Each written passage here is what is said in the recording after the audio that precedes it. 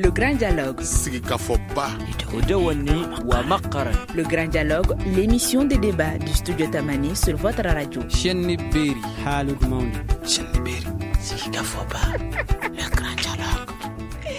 La cité des Askia accueille ce forum de la presse d'aujourd'hui et pour en parler, nous avons trois sujets. La situation sécuritaire à Gao et partout au Mali, également la nomination du Premier ministre et celle également du président du Haut Conseil islamique.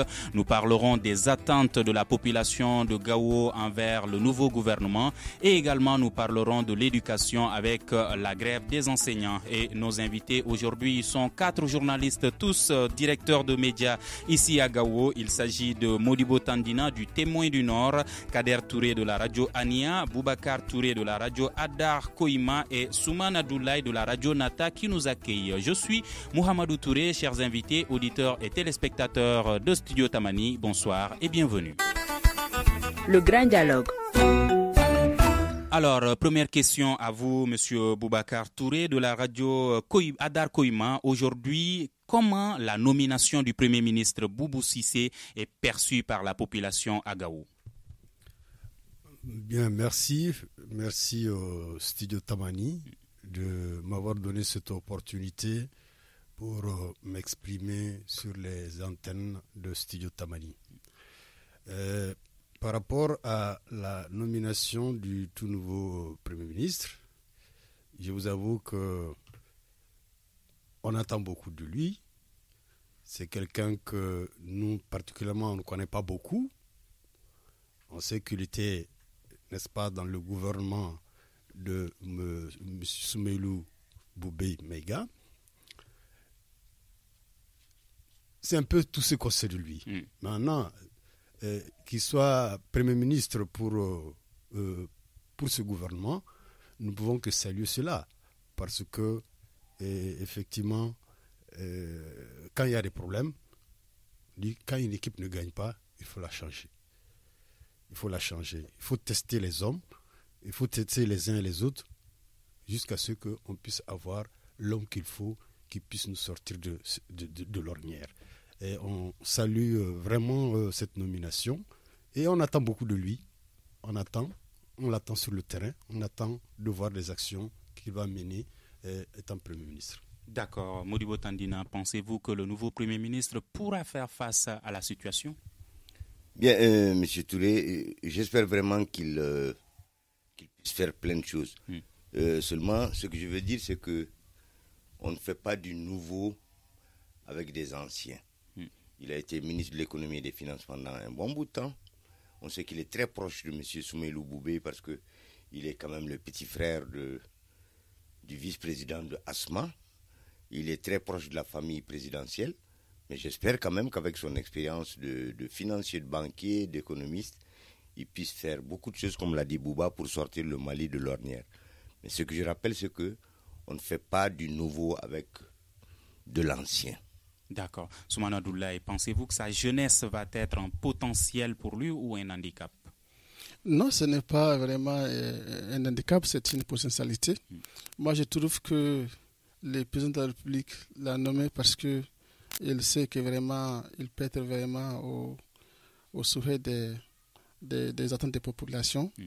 Vous savez encore que le Mali aujourd'hui traverse beaucoup de difficultés auxquelles le président cherche un homme qui peut vraiment résoudre ces problèmes-là. Et pour que les difficultés auxquelles le président même est confronté puissent vraiment être résolues.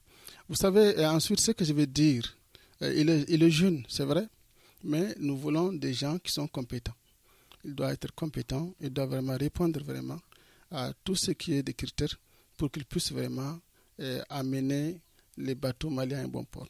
C'est ce que nous voulons vraiment attendre de lui. D'accord. Monsieur Kader Touré, quelles sont les attentes de la population de Gao envers le gouvernement?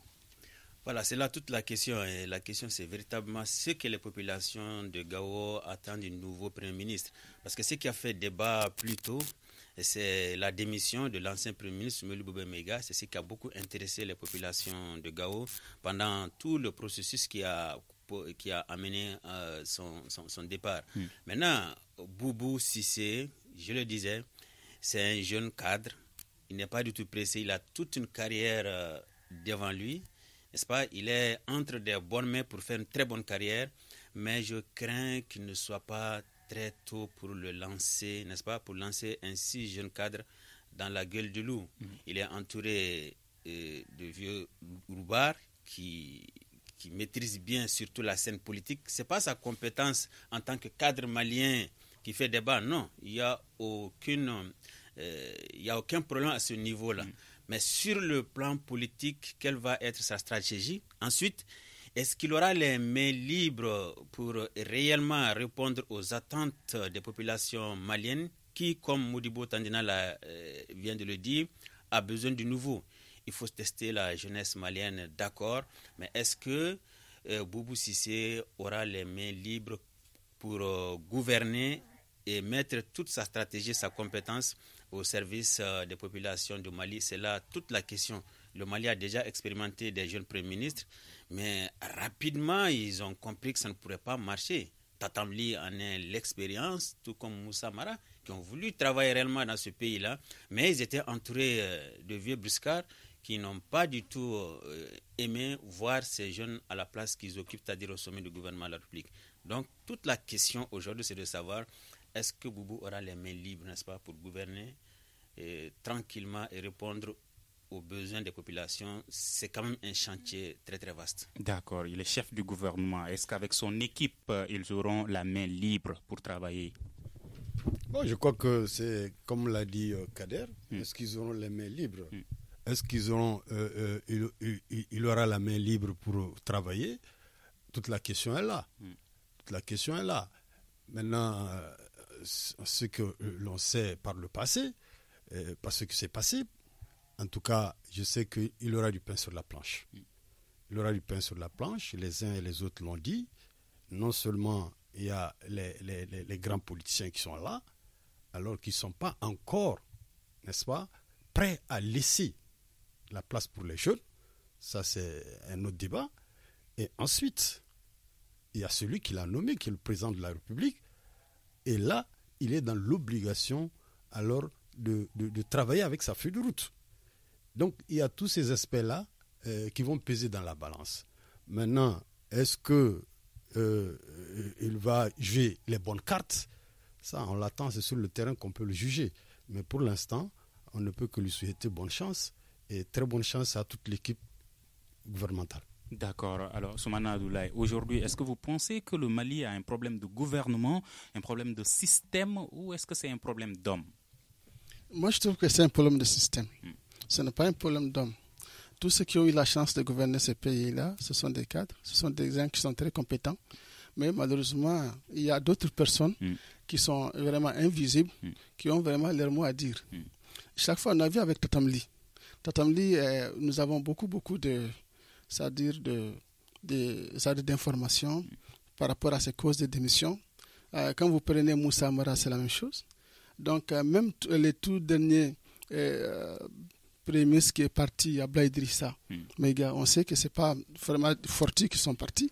Maintenant, ce qu'il faut dire, c'est le système en toute réalité qui n'est pas bon. Ce système-là doit vraiment être changé. C'est un système à revoir. Moi, je vais dire que il ne suffit pas seulement d'amener des hommes. Si même ces hommes-là arrivent avec toutes leurs compétences, tous les savoirs, toutes les connaissances du monde et tous les savoirs du monde, si ces gens-là n'ont pas vraiment toute la liberté d'agir, toute la liberté vraiment de mettre vraiment leurs compétences vraiment en jeu pour pouvoir sortir vraiment ces pays-là de l'ornière, on ne va jamais avancer. Ce que je veux dire encore, c'est que on sait que c'est un tel Premier ministre. Mais maintenant, si on va le laisser vraiment travailler comme il le faut, sa liberté d'agir, de réfléchir et de mettre ses actions vraiment là où il faut les mettre. C'est ça la question. Sinon, tous ceux qui ont eu la chance de gérer ce gouvernement-là, c'est des gens qui sont compétents. Mais malheureusement, quand vous allez arriver au moment de la gouvernance, vous allez comprendre qu'il y a d'autres, mais invisibles, il y a d'autres personnes vraiment influentes qui ont des mots à dire aussi, qui peuvent vous contourner. C'est ce qu'on a compris dans ce système-là. Sinon, de Tatamli, on sait que Tatamli est un cadre, et c'est un homme qui est vraiment positif, qui a vraiment des très bons projets pour le Mali. Mais malheureusement, il y a eu d'autres personnes qui l'ont contourné. Donc, c'est ce que j'allais dire tout de suite. Modibo Tandina, vous pensez que est-ce qu'il fallait un autre Premier ministre qui n'a pas participé à toute cette gestion du pays? Touré, moi je vais vous dire qu'en Afrique, il faut faire quand même la nuance. Premier ministre ou premier des ministres. C'est ça le grand problème. Est-ce que le chef du gouvernement, il est premier ministre ou premier des ministres? Quelle est la différence? Tout de suite, Ousmane a parlé du cas de Mara. Je me souviens que Mara, à Kidal, il a été en tant que premier ministre dans l'avion du président, dans l'avion présidentiel. Et ce qui s'est passé à Kidal, nul ne l'ignore. Quand il est revenu de Kidal, il était d'abord à Gao, ensuite à l'aéroport de Bamako, il a été accueilli en héros. À Sébenin-Koro, le président de la République a dit « Mon premier ministre est un grand homme ». Et c'est le même président de la République qui le désavoue après sa tournée à Ségou. Pour te dire que premier ministre, premier des ministres, bon, c'est vraiment rien quoi, c'est vraiment rien. C'est simplement un fonctionnaire de l'État à la solde du président de la République qui l'enlève quand il le veut, qui met quand il le veut, et ce n'est rien quoi. Donc je me dis que M. Boubou Cissé, 45 ans, jeune cadre, très compétent, saura dire à Ibeka non quand il le faut, et oui quand il le faut, mais j'en doute quoi. Changement de premier ministre, ce n'est pas ça la chose. Soumelou Boubé a été, pourquoi il n'a pas, en fait, on pense qu'il a démissionné, moi je dis non. Il a été simplement radié parce que ça n'allait pas, il fallait qu'il s'en aille pour sauver la tête du président de la République. Comme Adelaide Idrissa est parti, comme Moussa Mara est parti, comme Tatamli est parti, et si Bouboussi ne fait pas attention, il s'en ira par la petite porte de la même manière. D'accord. Kader Touré, quel système faut-il aujourd'hui pour faire face aux défis que le Mali rencontre? Le problème, surtout au niveau de la gouvernance dans ce pays, réside en mon entendement au niveau du parti au pouvoir. Tant que le président de la République ne fera pas confiance à un cadre du Rassemblement pour le Mali, le RPM, et nommé Premier ministre, il y aura très difficilement qu'il y ait stabilité politique dans ce pays. Dans les démocraties traditionnelles, c'est comme ça, le parti au pouvoir, vous gagnez les élections et puis le Premier ministre, on le sort du parti au pouvoir. Tel n'a jamais été le cas, sauf le cas test de Abdoulaye Idrissa Maïga, qui lui également n'a pas été nommé Premier ministre parce qu'il appartient au RPM. Non, c'est des relations personnelles et qu'il a tissées avec le président de la République et c'est ce qui a valu le poste de Premier ministre. Et jusqu'à présent, le président de la République continue à tourner le dos à son parti et chaque Premier ministre qui va venir aura sur le dos le poids du Rassemblement pour le Mali, le RPM. Et c'est là que, pour le cas de Mali Express, c'est là que ça ne va pas. Voyez-vous, tous les premiers ministres qui sont succédés ont eu des problèmes avec le RPM. Et cette fois-ci, ils ont été jusqu'à combattre le gouvernement en déposant une motion de censure du gouvernement qu'eux, ils sont censés soutenir. Comment voulez-vous que ça puisse marcher dans de telles conditions? Voyez-vous? Donc c'est là tout le problème qu'on a aujourd'hui. Est-ce que Boubou Cissé aura l'aval du RPM? Certes, on parle de lui comme cadre de Rassemblement pour le Mali, mais il ne fait pas partie des cadres désignés par le RPM, ça tout le monde le sait. Il fait partie du cercle très fermé, très minime du président de la République, avec certaines personnalités que tout le monde connaît, et le président n'a jamais quitté ce petit cercle-là, tout simplement parce qu'il leur fait confiance entièrement, le président leur fait confiance entièrement. Il aura certainement à travailler correctement avec le président de la République, mais de l'autre côté, tout autour de ce petit cercle, il y a encore des gens qui sont prêts à l'abattre. Il doit faire énormément attention. D'accord. Boubou Touré, aujourd'hui, est-ce que vous pensez que la solution se trouve au niveau de la population? La solution à quoi, par exemple? La solution à la gouvernance. Bon, la population, j'en doute fort. Parce que ce qu'il faut dire, je reviens un peu sur les propos de Kader par rapport à la nomination du Premier ministre. Moi, je crois que nous sommes dans une situation où on ne peut pas parler de démocratie, en toute objectivité. Le Mali n'est-il pas démocratique? Bon, de nom? Démocratique de façade, oui, bien sûr.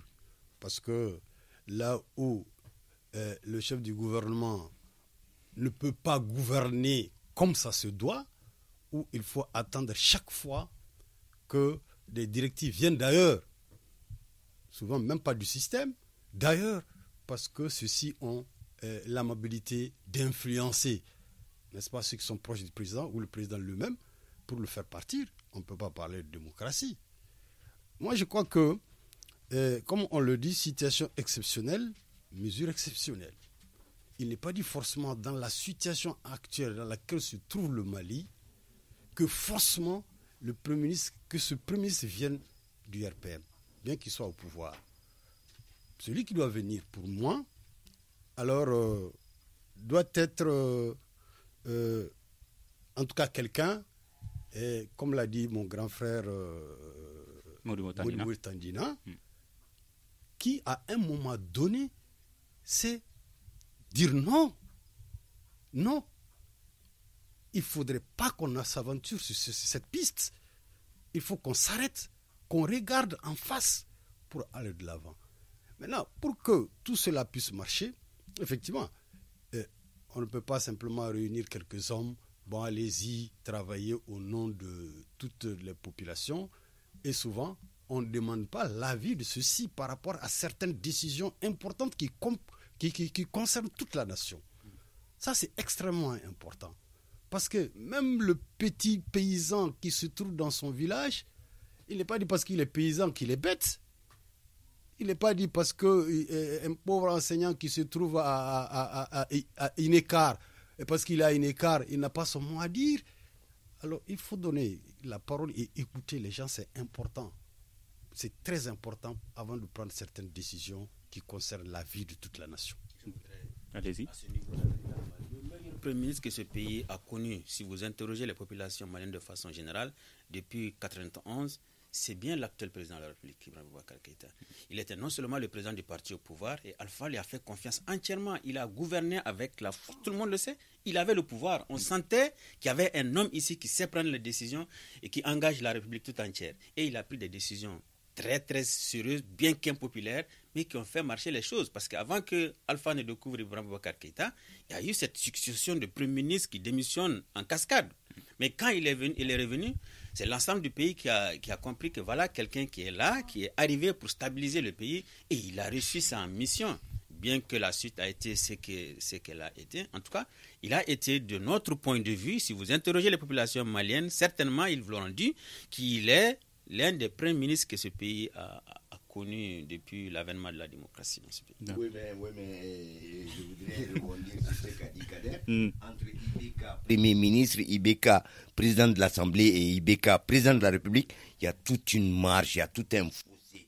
Je crois que Ibeka était un très bon Premier ministre parce qu'il avait un bon président de la République.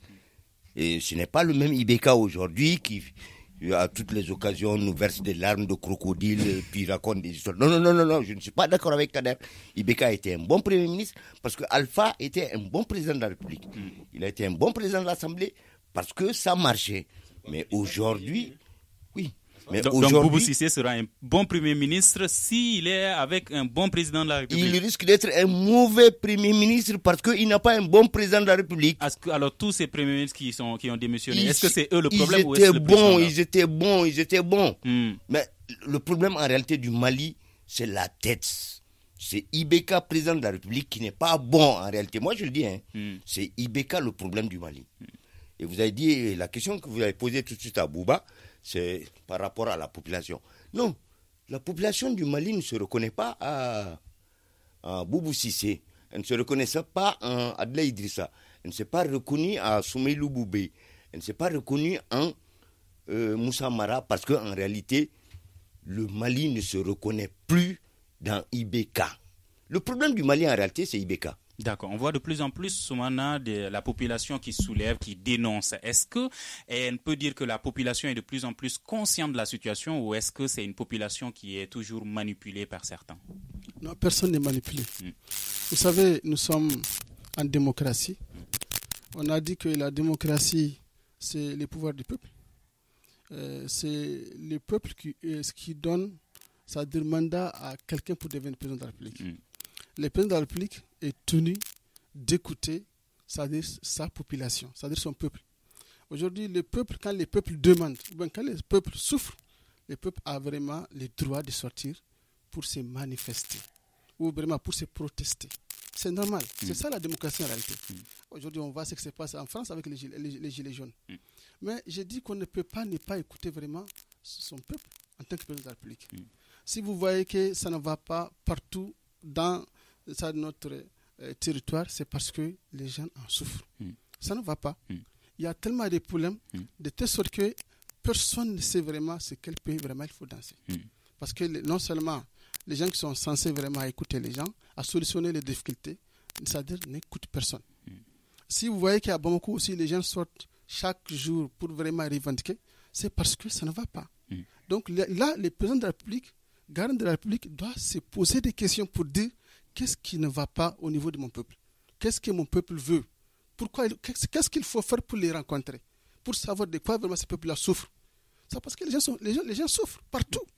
Aujourd'hui, tout le monde sait que vraiment il y a tellement de tensions.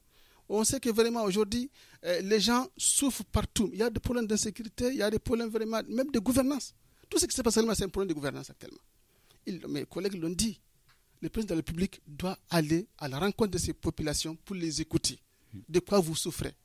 Qu'est-ce qui se passe? Mais ce que nous avons compris, on a compris que le Mali était liquidé. C'est ça la question. Par certaines personnes, c'est sérieux. Ça, il ne faut pas que vraiment on se cache la vérité. Abdoulaye Idrissa, on sait comment il est parti.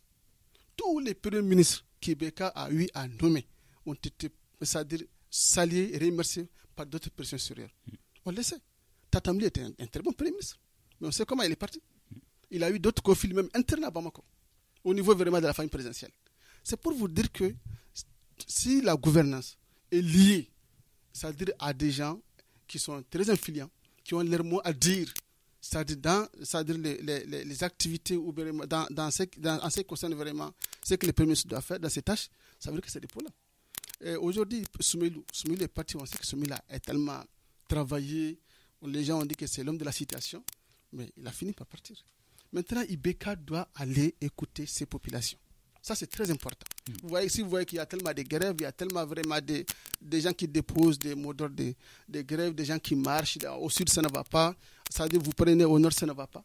Là, il doit se poser beaucoup de questions. Quelle solution il faut pour ces pays-là? D'accord, et ça nous permet d'aborder le deuxième sujet de ce forum de la presse. Vous avez parlé de grève, bien sûr. Nous allons parler de la grève des enseignants qui se poursuit. Est-ce que le gouvernement de Boubou Cissé pourra faire face à la grève des enseignants, Modibo Tandina? Moi, je dis que Boubou Cissé et son gouvernement prochain doivent impérativement faire face à cette crise sociale. Vous savez, je fais partie de la première génération de Maliens qui ont connu l'année blanche en 79-80. J'ai connu l'année blanche, j'ai été victime d'année blanche et de suspension après. J'ai dit non, je ne peux pas souhaiter ça aujourd'hui à mes enfants, à mes petits-enfants, parce que c'est quand même trop. Je crois que M. Boubou Cissé doit faire ce qu'il faut pour que le gouvernement renoue le dialogue avec les enseignants, les syndicats d'enseignants, pour que cette histoire-là cesse, parce que c'est quand même peu de choses par rapport à tous ceux qui sont en train de donner à des députés qui ne font rien pratiquement que lever le doigt. Vous voyez, quand il y a une session à l'Assemblée, quand on doit voter, c'est 2 doigts. Je vote pour moi, je vote pour mon collègue qui est en train de faire son business dans la rue. Et ils perçoivent 3 millions. Pour faire quoi? Pour faire quoi par rapport à ce que font les enseignants, à ce que réclament les enfants? Je dis non. Monsieur Boubou Cissé, s'il m'entend, je crois qu'il a du pain sur la planche, mais qu'il fasse le maximum. Je ne dis pas le minimum, hein, le maximum pour que les enfants rentrent, pour que les enseignants, ils sont dans leurs droits, ils perçoivent ce qu'ils réclament pour l'avenir du Mali. Parce qu'on a toujours crié depuis sous Moussa Traoré, l'avenir du Mali, c'est la jeunesse, mais qu'on nous le prouve. Qu'on nous le prouve. Voilà. Est-ce que les enseignants, les élèves, les parents au niveau de la région de Gao même souffrent de cette crise scolaire? Mais tout le monde souffre de cette crise-là. Parce que, à ce que je sache, il n'y a pas quelqu'un qui n'a pas quand même son enfant à l'école. Donc c'est un problème qui concerne tout le monde. Mais la question, est-ce que Boubou Cissé et son gouvernement alors peuvent avoir les solutions pour l'école aujourd'hui? Bon, on le souhaite vivement, mais j'ai des doutes. Pourquoi? J'ai des doutes. nous sommes bientôt en mai, juin, bientôt c'est les vacances. Ensuite, à certains endroits, c'est la période des pluies. L'accès à l'école même est difficile. Il y a tous ces aspects. Le problème même des enseignants aujourd'hui, c'est vrai, on a appris que le président, qu'on salue au passage, a pu trouver la formule pour que les enseignants puissent, n'est-ce pas, entrer en possession de leur salaire. Mais jusque-là, je crois que ce n'est pas fait. En tout cas, à Gao, certains enseignants qu'on a rencontrés, alors à la banque, trouvent que rien n'est fait encore. Donc ça, c'est un problème. Et ensuite, la question que je me pose, Boubou Cissé était le ministre des Finances avec Soumaïlou Boubé. N'avait-il pas la solution en ce moment avec Soumaïlou, ou c'est Soumaïlou qui l'empêchait d'avoir la solution? C'est une question que je me pose. C'est aujourd'hui qu'il peut avoir la solution étant Premier ministre. Ça veut dire quelque part, on m'a bloqué ou on a empêché à ce que je donne la solution. C'est la réflexion que je fais automatiquement. Donc voilà pourquoi j'ai vraiment des doutes si réellement ils peuvent jouer les bonnes cartes pour la réouverture des écoles. Mais en tout cas, ça nous tient à cœur. Ça nous tient à cœur, comme l'a dit mon grand frère. Et alors, une année blanche, ce n'est pas la solution pour les enfants. Mais dans des conditions comme ça, même si on forçait les choses, alors c'est pour faire quelle sorte d'homme demain? C'est pour bâcler des examens, faire forcément des passages obligés. Pour quel résultat demain? Faire des fantômes pour le Mali? En tout cas, voilà pourquoi j'ai des doutes. D'accord. Soumana, avez-vous aussi des doutes quant à la capacité de Boubou Cissé et son équipe à faire face à la crise scolaire? Je pense que le collègue a tout dit. Maintenant, ce que moi je vais ajouter, c'est qu'il a tout à fait raison. Moi, je ne suis pas vraiment optimiste pour dire que vraiment il peut faire face à cette situation. Parce que d'autant qu'il était le ministre des Finances, que les difficultés là vraiment surgissent. Ce que je vais dire, je dis que pas seulement l'enseignement, c'est-à-dire dans toutes les catégories, vous pouvez tous les secteurs, si les gens qui sont à la gouvernance ne font pas attention, on va tous revenir dans des pièges de ce genre. On a vu, avec Ibeka, il y a eu tellement de grèves, parce qu'on prend des fausses promesses aux gens, des promesses écrites que les syndicats détiennent avec eux, et demain, c'est ces promesses-là qu'ils brandissent vraiment devant l'État. Et les gens se mettent à accuser les syndicats, c'est parce qu'on les avait promis des choses. Donc vraiment, un président ou un gouvernement qui n'arrive pas à honorer ses promesses, c'est pas un gouvernement qui est appelé vraiment à gouverner. Qu'on se dise vraiment la vérité. Tout ce qui se passe, tout ce que vous voyez dans ces grèves-là, illimitées, incessantes, c'est parce que ces gens-là ont eu des gains de cause. On les a promis partout. Donc je pense bien que si on continue à gouverner ces pays dans ce même système, nous n'allons jamais sortir vraiment de ces grèves-là qui ne finissent pas. D'accord. Ça, j'allais encore dire, par rapport à ce que vous avez dit tout de suite, si les gens de Gao vraiment sentent la même souffrance, mais qui ne sent pas ça? On sait qu'à Kaï, les gens ont marché. À Sikasso, les gens ont marché pour les problèmes de l'école, des mamans, qui sont partis même à rencontrer leur mère pour dire voilà comment elles sont en train de souffrir. Et je vais tout simplement dire qu'aujourd'hui, nous devons avoir des hommes, comme Modibo l'a dit, qui savent dire non quand ça ne va pas. Mais si toutefois vraiment on doit toujours dire oui pour faire plaire aux autres, j'ai dit qu'on va toujours vraiment se trouver dans des problèmes. C'est ce que j'allais dire. D'accord. Kader Touré, faut-il réellement sauver l'année scolaire? Il le faut. Il faut sauver cette année scolaire si vraiment on peut, si on pouvait le faire. Le problème social de façon globale... Mais même si on pouvait aujourd'hui, si on sauve cette année, quel va être le résultat? Quand on parle de sauver l'année scolaire, ce n'est pas seulement faire en sorte qu'il y ait des examens et qu'on fasse, on fasse table rase sur ce grand retard sur les programmes de l'école. Ce n'est pas ça, sauver l'année scolaire. Non. Pour moi, l'année scolaire, sauver, c'est que les enfants ont étudié le programme et ont été évalués normalement.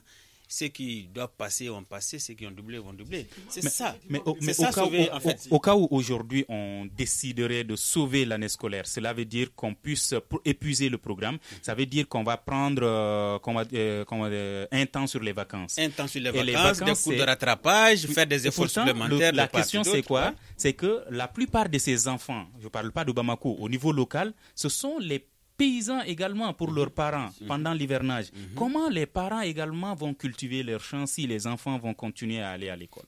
C'est pourquoi ça fait débat aujourd'hui, parce que c'est extrêmement compliqué. Maintenant, quand le Premier ministre s'engage à sauver l'année scolaire, voyons-le à la tâche, certainement il sait ce qu'il dit. Parce que le problème social de façon générale et la crise scolaire, c'est un problème de sous. Mais personne n'est mieux placé que Boubou Cissé aujourd'hui. C'est lui qui gère les finances de l'État. Personne n'est mieux placé que lui pour savoir si réellement le pays, si le Mali est capable de prendre en charge cette grande demande-là. Et comment il faudra le faire. Il est bien placé pour le faire. Alors, s'il dit qu'il va sauver l'année scolaire, attendons voir ce qui va se passer. Mais comme vous l'avez tous dit ici, le problème n'est pas seulement que de faire entrer, par exemple, les enseignants et leur donner ce qu'ils demandent et qu'ils commencent à travailler à partir de demain. Ce n'est pas ça, sauver l'année scolaire. Sauver l'année scolaire, à mon entendement, c'est que l'enfant puisse bénéficier des programmes d'une année scolaire complète. D'accord. La question qu'il faut se poser, c'est pas parce que Boubou Cissé, il est ministre des Finances, qu'il sait qu'il peut sauver. Non, la question est pédagogique. Est-ce que le temps imparti qui nous reste permet de dispenser des cours appropriés à des enfants pour les préparer à des examens? C'est là la question en réalité. C'est pas donner les moyens pour le faire. Non. Donc si moi je dis j'ai des doutes, c'est par rapport à ça. La première des choses, c'est que les enseignants partent à l'école demain. Ça, c'est le plus. Je sais que j'ai dit. C'est le plus tôt possible que ces enseignants-là puissent aller à l'école. D'abord. En ce moment, on verra encore les autres goulots d'étranglement. Comment est-ce qu'il faut rattraper les programmes perdus, voyez-vous. Mais il faudra d'abord qu'il y ait ce déclic-là qui va permettre à l'enseignant de commencer. D'accord. Modibo Tandina, même si on sauvait cette année scolaire-là, l'un des principaux défis que le monde de l'éducation au Mali doit relever, c'est le niveau des élèves. Aujourd'hui, est-ce que le gouvernement pourra le hausser encore, faire la fierté du Mali en termes d'éducation? Est-ce que le gouvernement a le souci de rehausser? Est-ce que le gouvernement veut faire la fierté? Voilà pourquoi je rejoins les deux tout de suite. Ce n'est pas l'année scolaire qu'il faut sauver, mais c'est le système éducatif malien qu'il faut sauver. Parce que même si les enfants entraient, les enseignants entraient, demain ils vont ressortir et ce serait la même chose. Donc je dis c'est une réforme du système éducatif malien qu'il faut. Pas sauver une année, mais sauver demain, après-demain, dans 10 ans, dans 20 ans. Moi, je crois que c'est surtout ça le problème, quoi. Êtes-vous optimiste quant à la capacité de Boubou Cissé et son équipe à pouvoir relever ce défi? Ben non, tant que Boubou sera le premier des ministres, il ne sauvera rien. Il faut qu'il soit un premier ministre. Juste pour mieux comprendre, le premier des ministres, c'est un premier ministre qui n'est pas indépendant, c'est ça? Le premier des ministres, c'est le ministre nommé par le chef de le président de la République et qui, à son tour, va nommer avec le président de la République les autres ministres. Et le Premier ministre, c'est qui? Le Premier ministre nommé par le président de la République pour former un gouvernement en son âme et conscience qui puisse gérer un pays. C'est ça le premier des ministres. Le Premier ministre. Ce n'est pas un ministre nommé parce qu'il faut faire plaisir à la famille. Il est le premier sur la liste. Tout juste. Non. Alors, Soumana, même si on revoyait le système éducatif malien, aujourd'hui également, au-delà de cette grève des enseignants, il y a plusieurs écoles qui restent fermées au niveau national. Est-ce que Boubou Cissé et son équipe pourront faire face à ce défi également, c'est-à-dire la réouverture de ces classes? Tout de suite, notre collègue enseignant l'a dit. Il dit que vraiment, il ne sait pas si, même si l'école est rouverte, si vraiment on peut, avec le temps imparti, c'est-à-dire rattraper pour faire vraiment des cours pédagogiques, pour vraiment atteindre les niveaux qu'il faut. Ça, je dis que vraiment, c'est très difficile. Tous ceux qui sont des pédagogues, tous ceux qui sont enseignants sont unanimes que le temps imparti qui reste ne peut pas faire l'affaire. Quel que soit ce qu'on fait. C'est seulement on peut avoir de l'argent pour essayer vraiment, avec la complicité de certains enseignants, c'est essayer vraiment de bâcler les cours, mais ça ne va pas servir les enfants. Ce qu'il faut regarder, ce qui est très important, ce sont les élèves maliens qui sont appelés des maîtres, des cadres, à prendre même la place des boubous pour au moins parler au nom du Mali, défendre le Mali. Si ces gens-là ne sont pas bien encadrés, demain, le Mali va avoir des cadres fantômes, comme il l'a dit tout de suite. Donc, moi, je pense que aujourd'hui, l'erreur est faite. Donc, ce qui est intéressant, c'est de pouvoir regarder qu'est-ce qu'il faut faire dès maintenant pour pouvoir faire face à l'année, à l'ouverture prochaine. C'est ce qu'il fallait regarder. Sinon, moi, je ne vois en aucun cas qu'est-ce qu'il faut faire pour vraiment rattraper. Parce que les cours pédagogiques, c'est à des périodes, c'est à des moments. On sait comment ça doit se faire. Et c'est dans un mois, on peut vraiment faire tous les cours qui restent. Est-ce que c'est possible? Ou bien dans 2 mois, on peut le faire? C'est la question qu'on doit se poser. Donc, je pense que Boubou était où quand il y avait cette crise? Boubou était au gouvernement. Il était compris ce qui s'est passé au Mali. Ce qui se passe actuellement au Mali. Maintenant, qu'est-ce qu'il faut faire pour vraiment régler les problèmes? C'est la question. Oui, vous avez parlé d'écoles fermées dans la région. À ce que je sache, en tout cas, on parle de 80 écoles fermées dans la région de Gao. Alors, ces écoles-là, combien d'enfants sont dans la rue aujourd'hui? Combien d'enfants sont à la merci de ces groupes armés? Parce qu'ils ne partent plus à l'école. Maintenant, comment est-ce qu'il faut faire pour réouvrir encore ces écoles? Toute la question est là. Parce que tant qu'il n'y a pas de sécurité, il ne faudrait pas qu'on se trompe, il n'y aura pas de réouverture de ces écoles. C'est clair et net.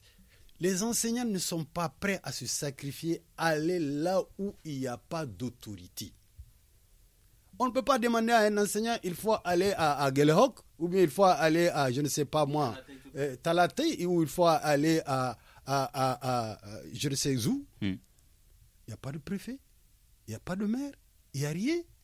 C'est lui seul qui va aller, parce qu'il doit aller enseigner. C'est difficile, ils ne le feront pas. Ils ne le feront pas. Donc c'est ça le problème.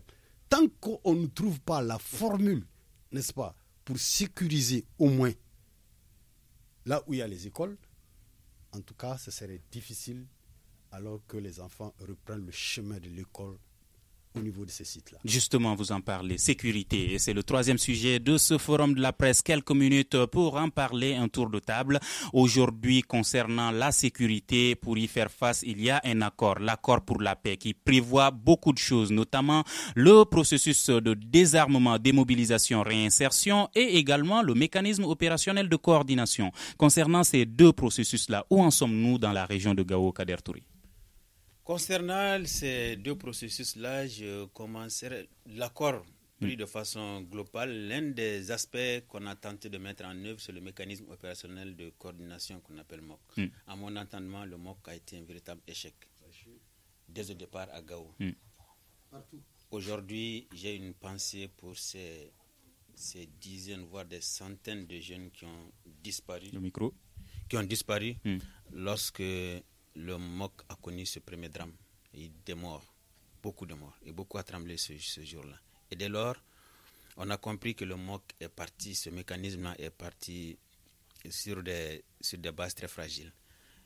Le MOC, l'objectif c'était quoi? C'était de rassembler les groupes armés signataires de l'accord et les forces armées du Mali pour donner le symbole de l'armée unifiée qui va être l'armée malienne de demain.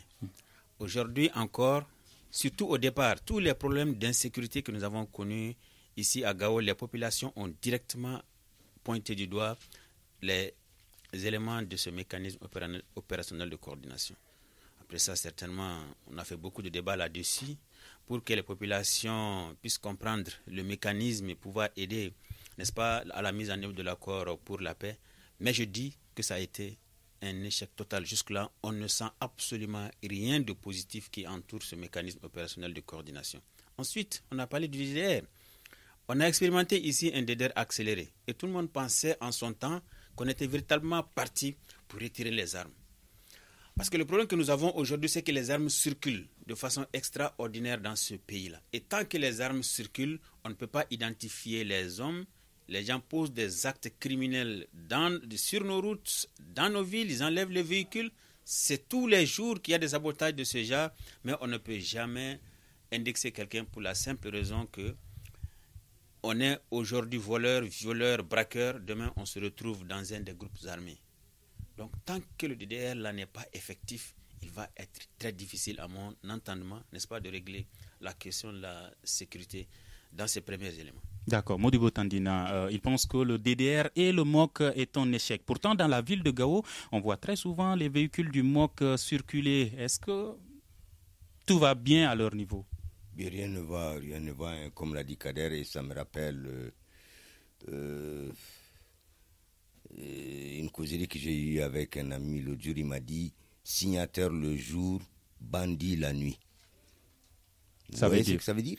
Signataire le jour, bandit la nuit. Et ça veut dire tout simplement que ceux qui ont signé depuis le 15 mai et qui ont été validés le 15 juin, c'est 2015, se rétractent tous les jours. Et le gouvernement fait ce qu'il peut. La communauté internationale fait ce qu'elle peut. Mais en réalité, moi je crois qu'il n'y a pas une volonté politique réelle. C'est ce qui manque en fait. Une volonté politique réelle pour aller au bout de cette histoire. Et pour vous dire, la petite anecdote, c'est que hier soir, tout simplement, le cortège, comme on appelle le cortège qui ramène les cars de Sévaré, est tombé sur 3 personnes qui posaient des mines sur la route. Heureusement, pour les passagers, les gars ont été aperçus. Les soldats les ont poursuivis, les ont arrêtés. Mais qu'est-ce que les passagers ont fait finalement? Ils les ont lynchés et brûlés. 500 et quelques kilomètres Gao-Sévaré. Ce n'est pas la mer à boire. Ça peut être sérieusement sécurisé. Sérieusement sécurisé, je dis. Hein. Mais ce n'est pas l'agenda de ceux qui sont là aujourd'hui en train de nous gérer, en train de raconter des sales... Excusez-moi. Excusez-moi. C'est ça, hein? Signataire le jour, bandit la nuit. Et je me demande même si, au plus haut sommet, si on n'a pas le même système de signataire le jour et de bandit la nuit. D'accord. Soumana, aujourd'hui, est-ce que vous pensez qu'il y a une solution par rapport à ces processus de DDR et du MOC? Moi, je trouve que la solution est très difficile à en avoir parce que nous avons compris que tout ce qui se passe chez nous là, c'est vraiment un projet de certaines personnes qui en bénéficient. Et ces gens-là, tant que les choses continuent comme ça, vraiment, ils ont tout ce qu'ils veulent. Donc, ces gens-là ne veulent même pas vraiment qu'on passe vers la paix. Donc, nous avons compris que, mes collègues l'ont dit, les MOC est un échec. Les MOC, aujourd'hui, regardez les gens de la SEMA, qui sont une composante du MOC. Les gens de la SEMA, tous les véhicules octroyés aux éléments de la SEMA, ces véhicules ont été enlevés par eux-mêmes. Ils ne sont pas avec les propres véhicules. Personne ne sait où ces gens-là se trouvent avec ces véhicules-là. Ce sont les chauffeurs de ces véhicules-là qui partent avec les véhicules, au vu et au su de la communauté internationale et du gouvernement malien. Ça, c'est pour vous dire que vraiment, ça ne va pas. Et ensuite, au niveau du MOC, tout le monde, quand ils ont joué pour que les MOC soient vraiment établis ici au niveau de Gao, les gens ont pensé que c'est fini maintenant. On va avoir la paix, on va avoir la sécurité. Mais malheureusement, tel n'a jamais été le cas. Et même on constitue vraiment une insécurité pour nous. On le sait. Maintenant, par rapport au DDR, les DDR là, à un moment on a dit les DDR accélérés. Les DDR accélérés, des gens qui faisaient partie de ceux qui ont fait vraiment les tests, d'autres ont été écartés. On dit que on a fait une analyse des sangs, ces gens-là ne sont pas positifs, donc vraiment ça ne va pas, ils ne peuvent pas être vraiment des militaires. Ça crée ici une tension. Tous ceux qui avaient leur nom sur la liste vraiment affichée ont pris même des armes pour pouvoir faire vraiment des dégâts. Malheureusement, je vais dire heureusement, certains sont partis les voir, leurs chefs sont partis les voir pour les calmer. On va voir si vraiment on peut faire une autre, c'est-à-dire activité pour essayer vraiment de vous rattraper. D'accord. Donc dans ce sens-là, je vais finir pour vous dire que ces gens-là qui ont été mis à l'écart, c'est des gens qui ont les armes. Ils ont appris à manipuler les armes. Ils ont appris à faire beaucoup de choses avec les armes. Si ces gens-là seront vraiment mis à l'écart avec cette frustration, ça peut être encore un problème pour les Maliens. D'accord. Alors Boubacar Touré, qui supervise en réalité la mise en œuvre de l'accord quand on voit l'évolution des choses? Vous savez, moi je vais dire d'abord que le Mali, notre pays, est tombé dans un piège depuis la signature des accords. Le problème se pose depuis à ce niveau-là. Et ces accords-là, jusqu'au jour où je vous parle, en tout cas jusqu'à ce moment précis, beaucoup de gens entendent seulement accords, on a fait des accords. Le contenu même n'a jamais été expliqué clairement aux populations. Ça pose problème. Les gens ont tendance à comprendre que chaque fois quand il y a des rébellions, ceux qui sont au sommet de l'appareil d'État se retrouvent quelque part et signent des accords pour que il y ait de la calmie. On est dans ce processus-là aujourd'hui. Maintenant, le MOC, tout ça c'est des jeux de mots seulement. C'est des jeux de mots pour moi. C'est des gens intelligents qui se retrouvent quelque part, qui se disent bon, il faut réfléchir sur quelque chose qui puisse nous donner quelques ressources pour survivre. C'est ça la réalité du MOC, tout ça. Sinon, on ne peut pas comprendre qu'on parle de MOC à Gao et qu'à l'intérieur de Gao, tu ne peux pas circuler librement. Tu es obligé de te cacher. On retire tous les jours que Dieu fait les motos, on braque les gens, on tue les gens. Mais où est le MOC? Ça veut dire que ça a échoué. Ça a échoué. Pour moi, on est allé trop vite en besogne. Tant que on ne cantonne pas tous ceux qui sont armés, qu'on l'officialise, vous avez jusqu'à telle date pour être cantonné et déposer les armes. Celui qui ne le fera pas au-delà de cette date est considéré comme un ennemi à abattre. D'accord. Et à quand la solution à tous ces problèmes? C'est la principale question que se posent tous les Maliens. Et c'est la fin de ce forum de la presse délocalisé dans la cité des Askia à Gao, à la radio Nata. Merci à nos invités Soumana Abdoulaye de la radio Nata, Boubacar Touré de Adar Koïma, Kader Touré de la radio Ania et Modibo Tandina du journal Le Témoin du Nord. À la régie audio et vidéo, Moumine Sendebou et Mamadou Ouattara. Je suis Mohamedou Touré. À demain pour un prochain forum de la presse de Studio Tamani. Merci à tous. Le Grand Dialogue. Le Grand Dialogue, l'émission des débats du Studio Tamani sur votre radio. Le Grand Dialogue.